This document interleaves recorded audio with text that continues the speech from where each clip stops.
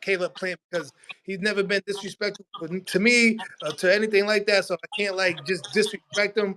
But if we fight, of course we're gonna make it. We're gonna like I'm gonna be a little more aggressive. But I can't say anything but great things about him as a person. But can I talk shit about his boxing? I can maybe talk shit a little bit about boxing. His jab soft in the motherfucker. You got a soft jab. Your jab is soft. He got pillow hands. He legitimately has sweet hands. Yeah, is that what you're saying? just soft. It's soft jab. He be jabbing and then be hit. What the hell? Get that shit out of here. Soft. So his jab is sweet, is what you said. I didn't say sweet. I said soft. Soft. All right. Maybe soft. Maybe when he puts both his hands together, they call it sweet. When he throwing combinations and shit, because he like blah, blah, blah, blah. Other than that, man, there's nothing but love with Plant. But I just think it's a great fight. I do too. Gotta get him to pull up more, man. Yeah, absolutely. We bet.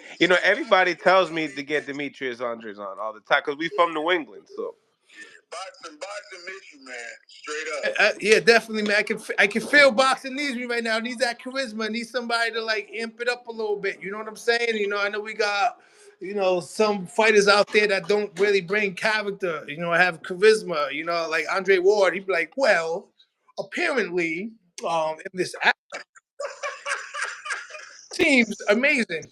And then you got Cedric the Entertainer, like, oh yeah, Andre was like, yeah, this nigga get punched because I'm a fighter. God damn, this is like, I was like, wow, Andre's a great speaker.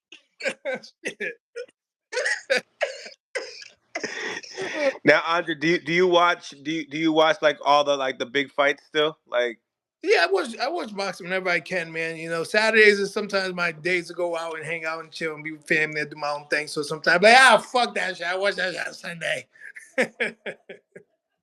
What you think about this Lamont Roach and Gervonta Tank Davis fight? I think they need a great co-main event like myself. Talk to him.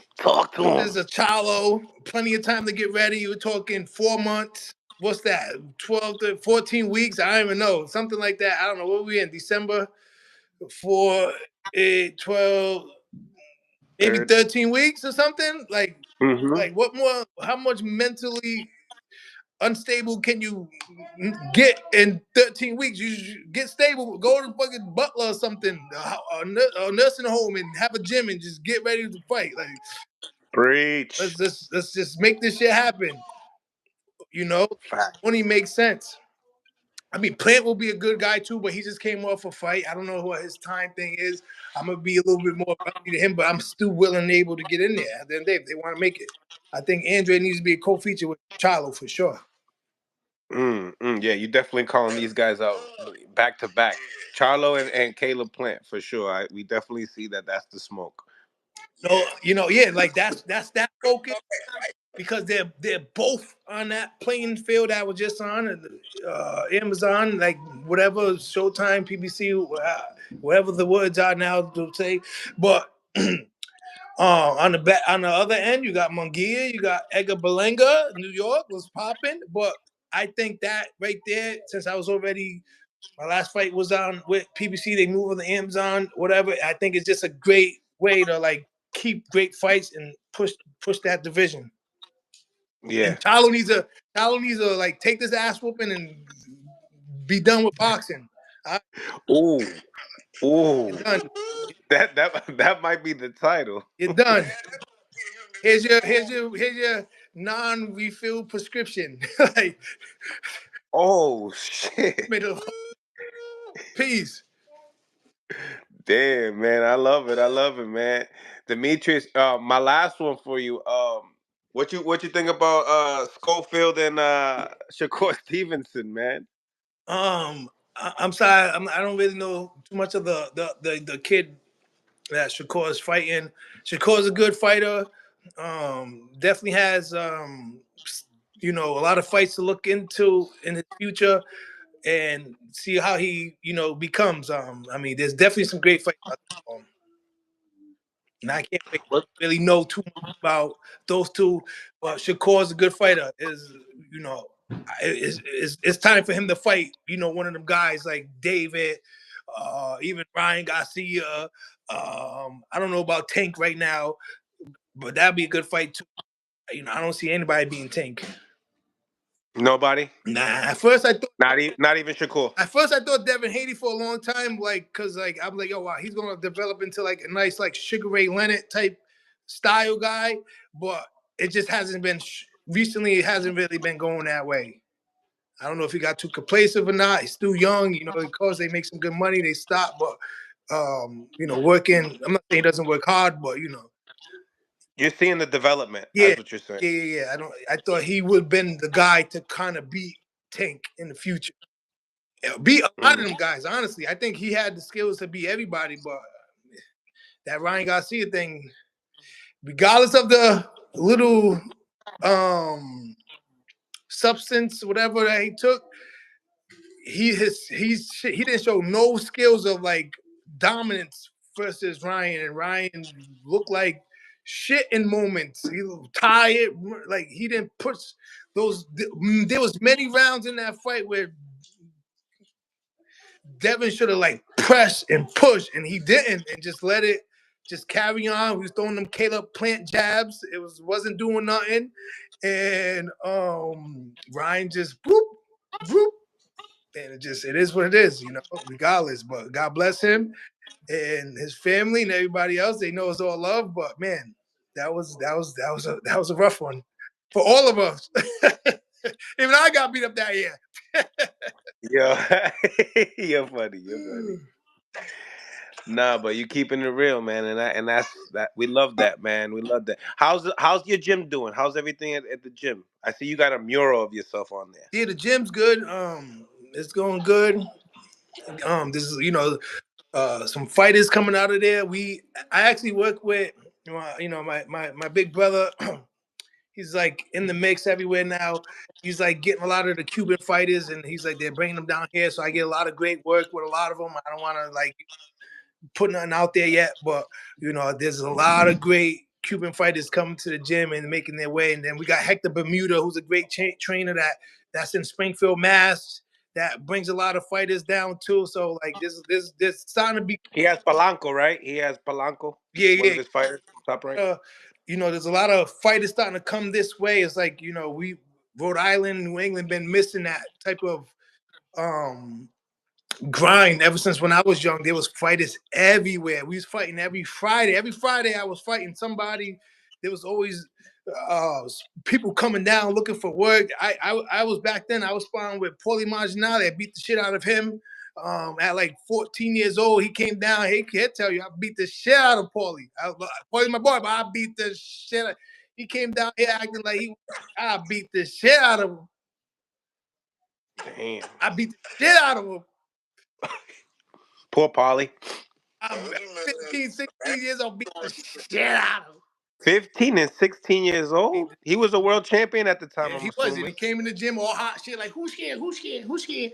Who wants to spar? Who's here? Who's here? So it was, right? They put him in with this kid, right? They put him in. This was at Peter Manfredo's gym. If you know Peter Manfredo, the contender guy, we was at his gym during that time. He comes in the gym. He's whatever. They put a guy in there that's little green, a little slow. So Paulie tries to tee off on him. They was nah, get him out of there. It was he's who's that? Who are? They was well, Boo Boo's here. They put him in. Hold on, let me take off my jacket. Paulie had to take off his jacket after he got hit. He was hold on, let me take off my jacket real quick. This is a nigga know what he's doing. Yo, he should have said that on the pro box thing when he was talking about you. The other day he said something about before leading up to the Benavidez fight. Demetrius Boo Boo Andres would have beat your favorite fighter back then. Just to let you guys know. He forgot to add that piece though about the sparring. I spot a lot of guys. I spot Anthony Durrell. I spot Glenn Johnson. I spot freaking what was the David dude? David something. He was a Spanish dude. Yeah, I spot mad professionals. I spot mad. I spot them all, man. I was 17 before I went to the Olympics. I was sparring. These guys was calling me to go spar, and I was just all right, cool, let's get it. Joe Green when he's fighting Sergio Martinez when he was supposed to fight and that fight got canceled. A bunch of guys. Man, I can't even remember half the guys I sparred. I almost got in there with Butte one time. We was in Miami at the gym down there, and I seen. I was like, "Yo, what's good? Cause you want to get some work? You want to get some work?" I'm glad he said no because I didn't realize how big he was. I was like, "God damn, shit!" Good thing he said no because I think he would have got me. Because boy, oh boy, shit, I was tooting my own horn a little bit back then. But yo, I spot Glenn Johnson, bro. You guys know that jab, right? Yeah. I was getting ready for a fight, actually. It was like 2 weeks before my fight, so I was already down in weight class. Down in weight. And he happened to come to the gym. He's like, "Oh, I need some southpaw work. I think he's getting ready to fight Tava or whatever." And I really didn't know Tava at the time. Now I do know Tava or whatever. I was like, "Yeah." Don't tell him that. Huh? Don't tell him that. Oh, no. It's all love now. That's over. That's off the past. Shit, I told him like Roy Jones was my fucking favorite fighter. When he did that shit, I cried on the porch for like 3 hours. I was outside crying. Like a guy, like, fuck you, Tara. Shit, that was my guy at the time. And when he watches this, he's gonna be laughing. Love now. Tava's a great supporter of mine, man. He does nothing but try to, help with his son and also me by just like always mentioning stuff. But yeah, Glenn, man, when I was probably like 160 pounds fighting at 154, and man, the pressure he was putting on me with that jab, I was just like, yo, this dude is holy shit. So boom, my fight. They maybe like 4 weeks in. With the 2 weeks, so another 2 weeks, so 4-week total. He's like, yo, he wants to get back and work with you. So now I'm like 170 pounds.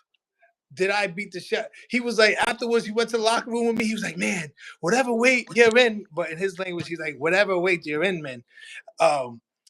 Like that Haitian African. He was like, man, stay there, because goddamn, it's a big difference. I was like, well, I was getting ready for a fight at 154, man. Shit. But man, that boy's an animal. Yo, animal. I learned so much watching him train too.